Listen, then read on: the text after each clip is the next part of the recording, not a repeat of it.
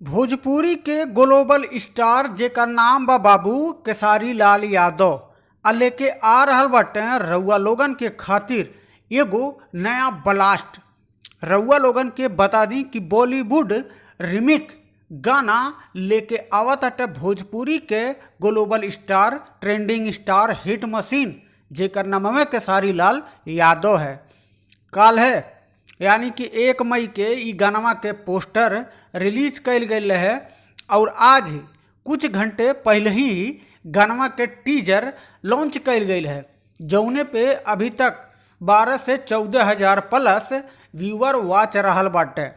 ए बाबू तो तैयार हो जाओ, लेके आवत अटे एकदम बॉलीवुड रिमिक स्टाइल में नयका ब्लास्ट गाना।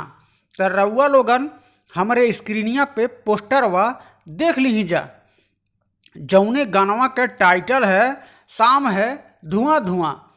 और यह वीडियोवा में पारुल यादव केसारी लाल यादव के साथे नजर आवे वाले बाटी वीडियो में। तो रउआ लोगन के बता दी कि ये वीडियो के डायरेक्ट कैले बानी लक्की विश्वकर्मा जी और ये गानवा के लिखले बानी आदर्श सिंह जी और ये गानवा में म्यूजिक देवे वाला बाटे मास्टर प्रिंस जी। तो रउआ लोगन हो जाए तैयार। काल है 3 मई, जी हाँ बाबू, काल है 3 मई और 3 मई के भोरे भोरे ई गानवा के लॉन्च कल जाई टी सीरीज हमार भोजपुरी यूट्यूब चैनल पे।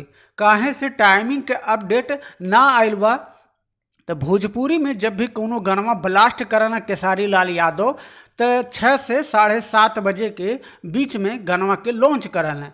तो भोरे भोरे 6 से 7:30 बजे के बीच में ई गानवा के लॉन्च कल जाई टी सीरीज हमार भोजपुरी यूट्यूब चैनल पे, जौन गानवा के टाइटल बा शाम है धुआं धुआं। तो रउआ लोगन बनल रही और अपने गरीब छोट भाई के ऊपर हमेशा आशीर्वाद, प्यार, दुलार बना के रखी जा।